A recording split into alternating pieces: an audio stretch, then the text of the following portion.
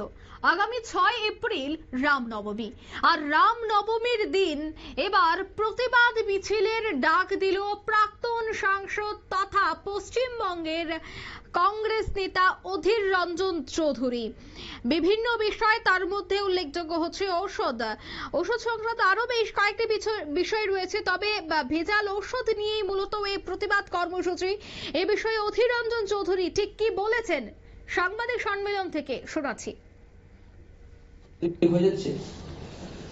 বাংলা এই ধরনের পরিস্থিতির সঙ্গে, পরিবেশের সঙ্গে, রাজনৈতিক বক্তব্যের সঙ্গে আমরা কখনো পরিচিত ছিলাম না। রামনবমী তার মতন হতো, বাংলার মতো চলতো। আগেও নামাজ হয়েছে, ঈদ হয়েছে, বকরিদ হয়েছে, কোথাও কোনো অসুবিধা ছিল না। যেদিন থেকে পশ্চিমবঙ্গের ক্ষমতায় মমতা ব্যানার্জি এলো, লক্ষ্য করে দেখবেন বাংলার মানুষ, সেদিন থেকে এই বাংলায়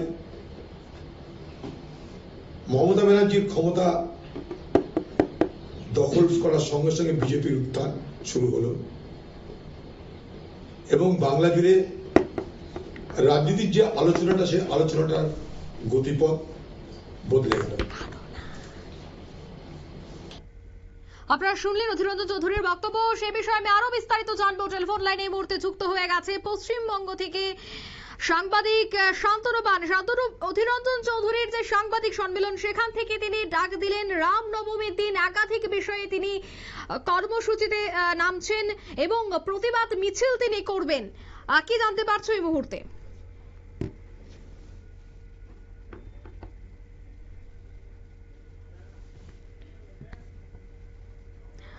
যান্ত্রিক ত্রুটির জন্য যোগাযোগ আমাদের বিচ্ছিন্ন হয়ে যায়। আমরা আবারও চেষ্টা করছি যোগাযোগ করার। তবে 6 তারিখ রয়েছে রামনবমী।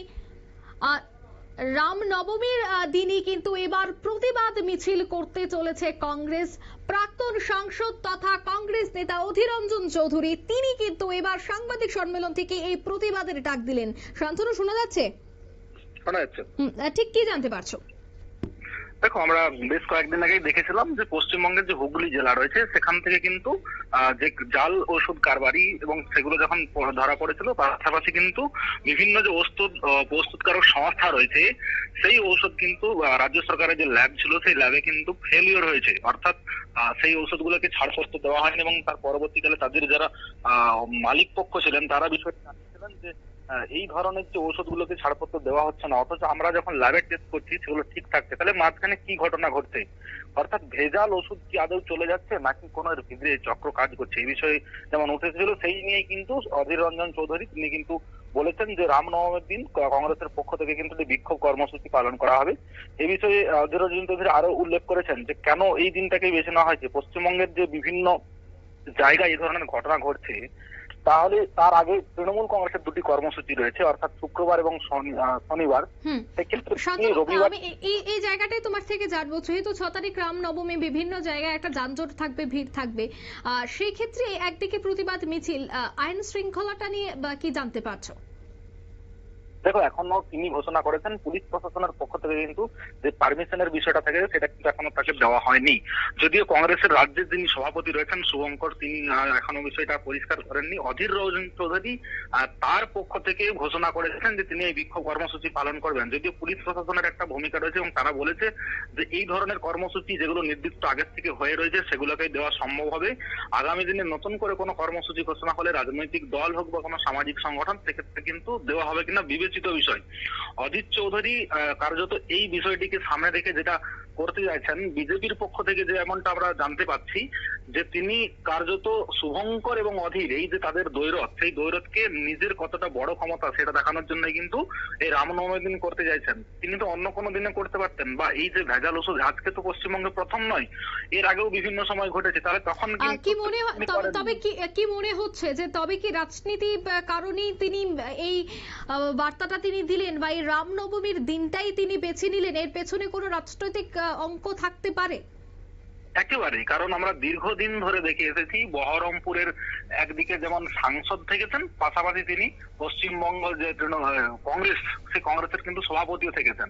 অথচ তার সভাপতিত্ব থাকাকালীন সেইভাবে তার মুভমেন্ট লক্ষ্য করা যায়নি, যার ফলে কংগ্রেসের হাইকমান্ড কিন্তু তাকে সরিয়ে দিয়ে তার জায়গায় অন্য একজনকে এনেছে। তিনি তার নিজের ক্ষমতা দেখানোর জন্যই কিন্তু এই রামনবমীর দিনকে বেছে নিয়ে এবং জাল ওষুধের বিরুদ্ধে নামতে চলেছেন। কিন্তু তার এই যে আন্দোলন আদেও তিনি কতটা সফল করতে পারবেন সে বিষয়ে কিন্তু যথেষ্টই সন্দিহান রয়েছে। কারণ আমরা জানি যেহেতু হিন্দু ধর্মের সব থেকে বড় একটা উৎসব রয়েছে দুর্গাপূজার পরেই কিন্তু এই রামনবমী। পশ্চিমবঙ্গের বিভিন্ন জেলা জুড়ে ইতিমধ্যেই বেশ কয়েকটি জায়গা, প্রায় 48 থেকে 50টি জায়গাকে ইতিমধ্যেই সেন্সিটিভ ঘোষণা করা হয়েছে পুলিশ প্রশাসনের পক্ষ থেকে। তারাও যেমন রুট ম্যাপ আগের থেকে নিয়ে নিয়েছেন। পাশাপাশি নতুন করে কোনো আন্দোলন করতে দেবেন কিনা সে বিষয়ে যথেষ্ট সন্দিহান রয়েছে। ধন্যবাদ তোমাকে। অর্থাৎ এই রামনবমীর দিনেই বিভিন্ন ইস্যু, বিশেষ করে ঔষধে ভেজাল, এই সমস্ত অভিযোগ এনেই কিন্তু প্রতিবাদ মিছিল হচ্ছে। তবে কেন বা এই রামনবমীর দিনে এই প্রতিবাদ মিছিল, তা নিয়ে কিন্তু রাজনৈতিক মহলে চর্চা শুরু হয়ে গেছে। যাই হোক, এবার প্রাক্তন সাংসদ তথা কংগ্রেসের বর্তমান পশ্চিমবঙ্গের নেতা অধীর রঞ্জন চৌধুরীর এই সাংবাদিক সম্মেলনের পর পুলিশের তরফ থেকে অনুমতি দেওয়া হয় কিনা সেটাও দেখার। এই মুহূর্তের সংবাদ এই পর্যন্তই। আমাদের পরবর্তী নিউজ এবং আপডেট দেখার জন্য অবশ্যই চোখ রাখবেন শুধুমাত্র নিউজ ভ্যানগার্ডের পর্দায়। ধন্যবাদ।